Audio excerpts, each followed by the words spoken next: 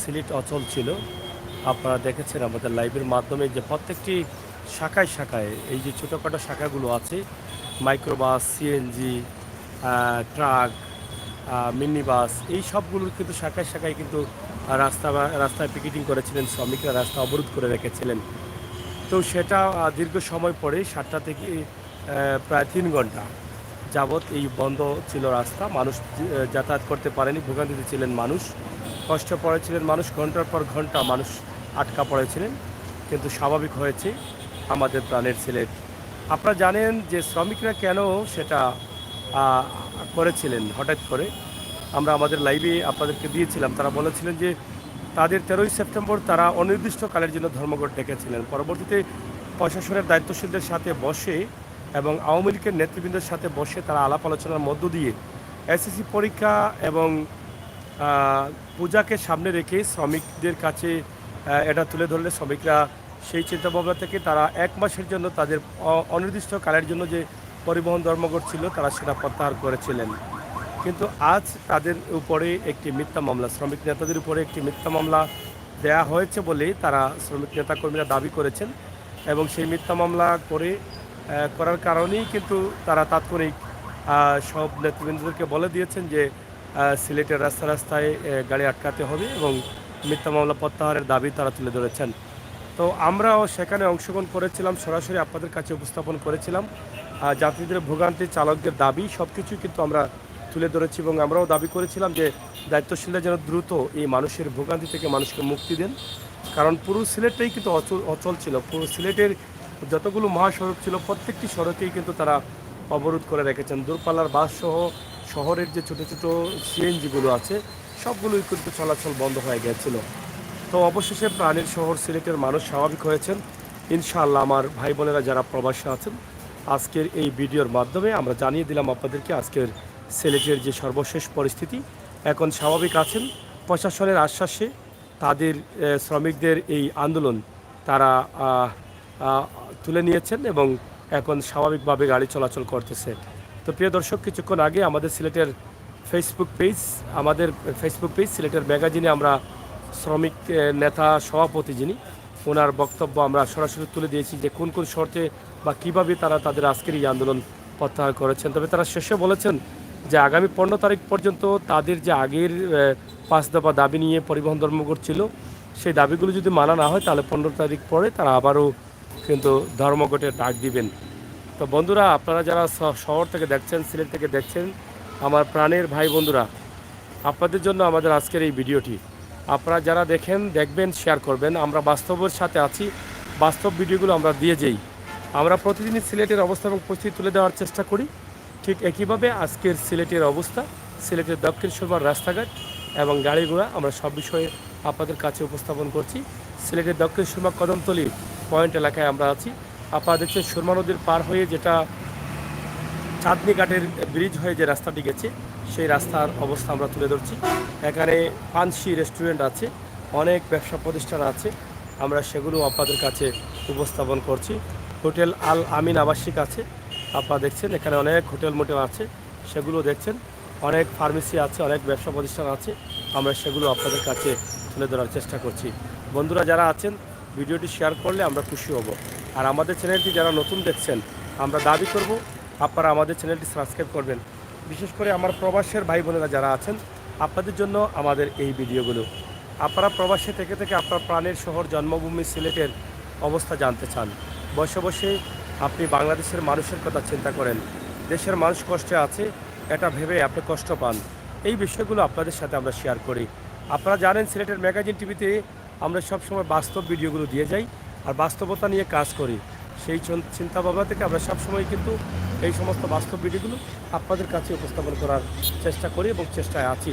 ইনশাআল্লাহ দেশে বিদেশে যারা আছেন, আপনারা আমাদের ভিডিওটি বেশি করে শেয়ার করবেন এবং আমাদের চ্যানেলটি সাবস্ক্রাইব করে আমাদেরকে সহযোগিতা করবেন।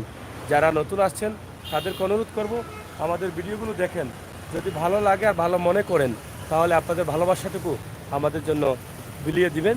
আমাদের চ্যানেলটি সাবস্ক্রাইব করে ভিডিওগুলো শেয়ার করে সবার কাছে পৌঁছে দিবেন।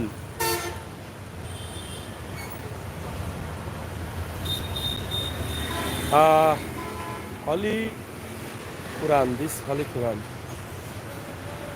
যাই হোক, একটি কমেন্ট আসছে, হ্যালো।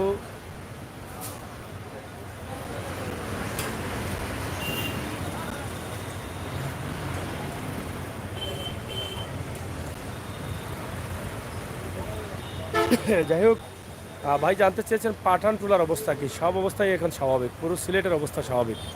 পাঠানটুলা, মদিনা মার্কেট, তেমুকি, সিলেট দক্ষিণ সুরমার, ঢাকা সিলেট মহাসড়ক, বিশ্বনাথ, লামাখাজি এবং Golapganj road, Zakiganj road, Fenchuganj road, Mogolbazar road, Sylhet শহর সব কিছু এখন কিন্তু এখন স্বাভাবিক এবং কোনো জায়গায় আর আটকানো বা কোনো আন্দোলন নেই। স্বাভাবিকভাবে আপনারা যেতে পারবেন।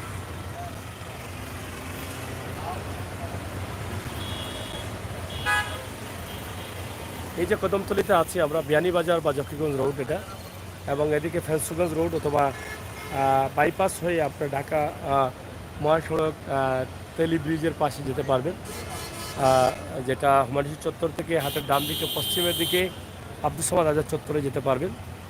আমরা সেই দৃশ্যগুলো আপনাদের কাছে উপস্থাপন করলাম সিলেটের ম্যাগাজিন টিভি থেকে। আমাদের এই ছোট্ট ভিডিওর মাধ্যমে আপনাদেরকে জানিয়ে দিলাম আজকের সিলেটের অবস্থা এবং পরিস্থিতি, এবং পাশাপাশি সিলেটের দক্ষিণ সুরমা কদমতলী এলাকার একটি দৃশ্য আমরা আপনাদের কাছে উপস্থাপন করলাম।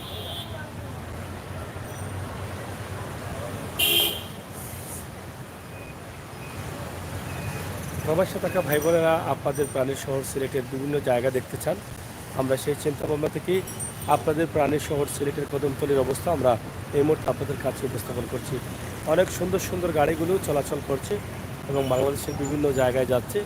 এই যে অ্যানা বাস, কত সুন্দর একটা বাস, কত সুন্দর চমৎকার কালার এবং গ্লাস কালো, ভিতরের কোনো কিছুই দেখা যাচ্ছে না। এসি বাস, নন এসিও আছে এবং এরকম উন্নত বাসগুলো সিলেট থেকে বিভিন্ন জেলায় চলছে।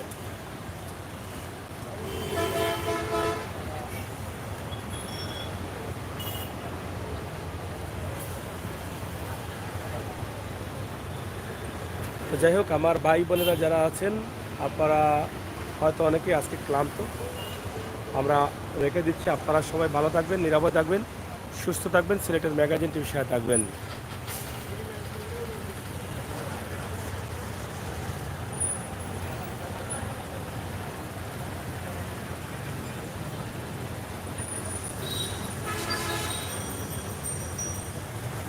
জিদ্দি কেমন আছেন? থ্যাংক ইউ ভাই, ভালো আছি।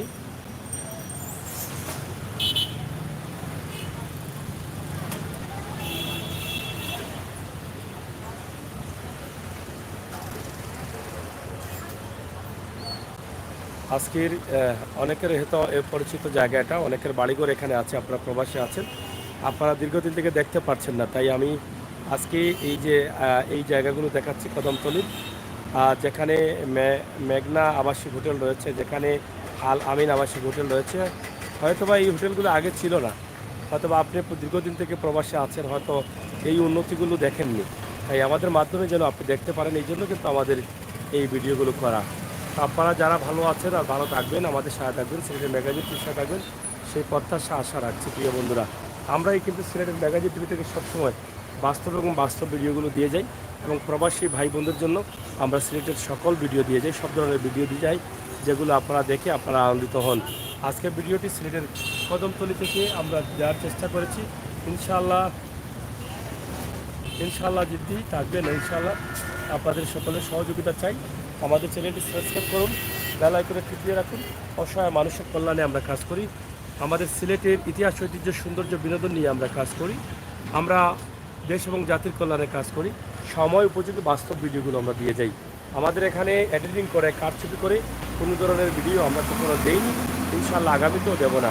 বাস্তব ভিডিওগুলো পাওয়ার লক্ষ্যে বা বাস্তব ভিডিওগুলো দেখার লক্ষ্যে বা বাস্তবতা নিয়ে এগিয়ে যাওয়ার লক্ষ্যে আপনাদের সহযোগিতা আমরা কামনা করছি। যে চ্যানেলগুলোতে অবাস্তব ভিডিওগুলো দিয়ে মিথ্যা সংবাদ দেয়, সেগুলো আপনারা প্রত্যাহার করেন, সেগুলোকে আপনারা বিতাড়িত করেন এবং বাস্তব চ্যানেলগুলোকে সহযোগিতা করেন, সেই প্রত্যাশা রাখছি। তো আপনাদের সকলের সুস্বাস্থ্য দীর্ঘায়ু কামনা করে বিদায় নিচ্ছি। আমি আমির হোসেন সাগর। কথা হবে, দেখা হবে সবার সাথে। নিরাপদ থাকবেন, সুস্থ থাকবেন। আল্লাহ হাফেজ।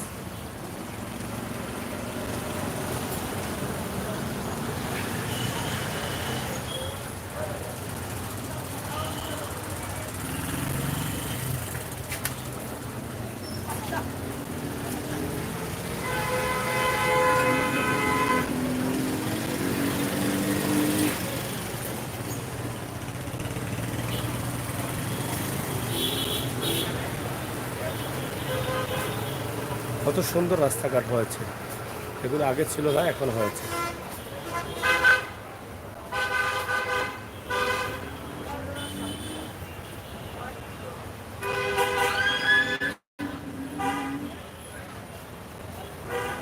যাবা,